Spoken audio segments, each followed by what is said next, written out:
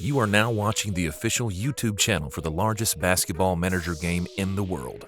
Join at BuzzerBeater.com if you think you can beat the buzzer.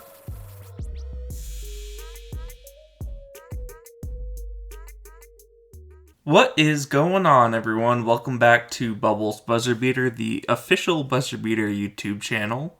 I know it is the very end of Season 63, or the very beginning of Season 64, depending on when you're watching this. I'm recording this just a couple hours before the new season updates start to go in, and I know draftees will be coming out in the next 10 to 12 hours, if not earlier, so be on the lookout for that. But just wanted to give the update on the Utopia team. So, as a lot of you know, I was in the finals for this Division 4 Utopia, 20-2 record during the regular season, and then if you didn't watch my last Utopia update video, you'll know that I had a pretty tough situation for the finals. And what ended up happening was I won the first game of the finals, and then I lost games 2 and 3. So, very unfortunate right there. It's proof that, even for good managers or managers who think they're in a great situation, things don't always go as planned. You can see the game that happened on Sunday. I was in it the whole way, tied after the first, down by 4 after the second, down by 1 point after the third, and then in the fourth, it just got a little bit out of hand, and I couldn't stay in it in the fourth quarter. And you'll see I just fell a little bit short, and therefore I'll be sticking in Division 4 for one more season, and that makes next season like a do or die for the Utopia team, because the 3 trainees on the roster, they're going to be getting pretty expensive. So next season's kind of the last season that I'll be able to hold on to them. I think my team salary, or the projected team salary, is supposed to go up by about 25 to 30,000. So that's going to make the economy side of BuzzerBeater for this team a little bit more interesting. But we can definitely make it work for one more season. So not the end of the world, but it was just like a series of unfortunate events. If I go to the game, you'll see ratings. I was in a pretty good spot for this. I think they just had a little bit more enthusiasm, and then they had a couple players that played really well. We actually held the 217K weekly salary player to just 18 points. So I thought we did a really good job game planning there. This is what the skills for him actually ended up looking like. I know I showed him off like the salary-wise last video, but we couldn't actually see his skills until it was listed on the transfer list.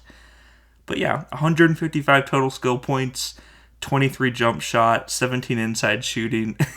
Just really good skills for Division 4. So, I'll chalk this up to our opponent essentially bought his way into Division 3 with this purchase, and I had a little bit of bad luck along the way. So I'll go back to my roster. You'll see that my player that typically is playing just a little bit of backup center for us, he ended up getting hurt the scrimmage before the finals, so wasn't ideal because he was going to soak up just a couple of minutes at backup center.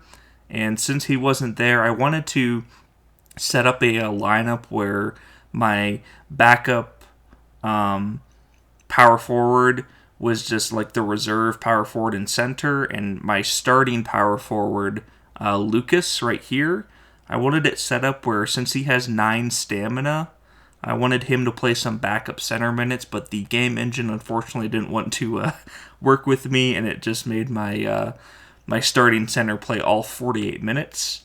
So that definitely wasn't ideal.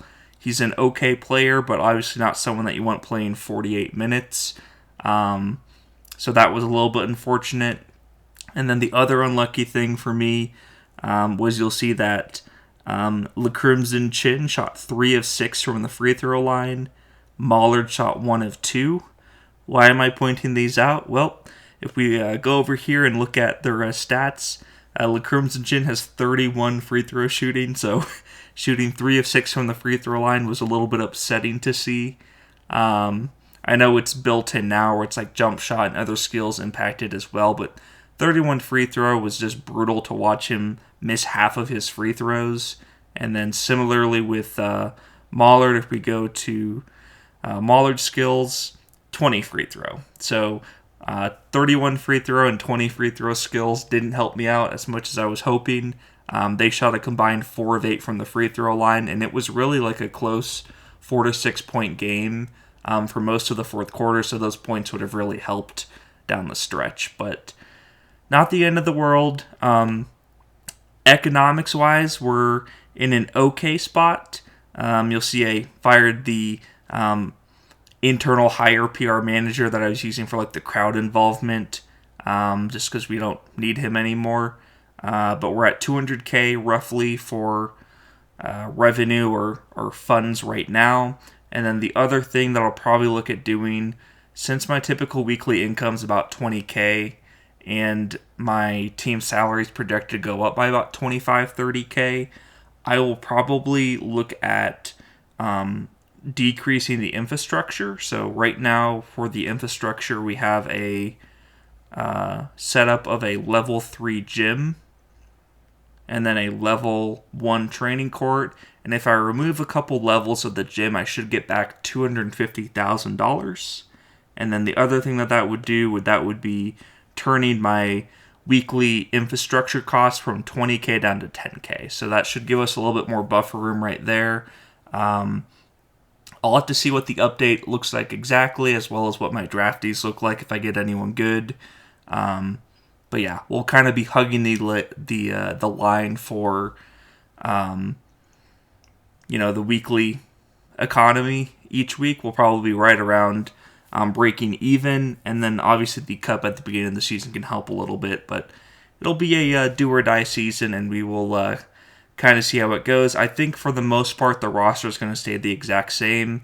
I think next year I might buy, similar to what our opponent in the finals said, I might buy a higher salary player, probably not $217,000, but like a good $50,000, $60,000, $70,000 dollar per week player just to like buffer the roster before playoffs.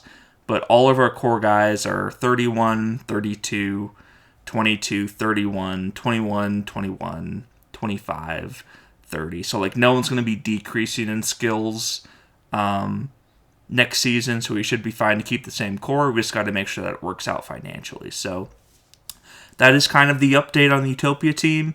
I know a couple of you guys were polling for me, giving suggestions via BB mail or in the YouTube comments, so I appreciate all of those. We just couldn't quite get it done, so we had to settle for the runner-up. And then next season, I'm hoping to push for a 22-0 record, just in case something like this happens again in the playoffs. Then I don't have to worry about it, and I can likely secure an auto promotion spot if I go 22-0. So that is the plan for now.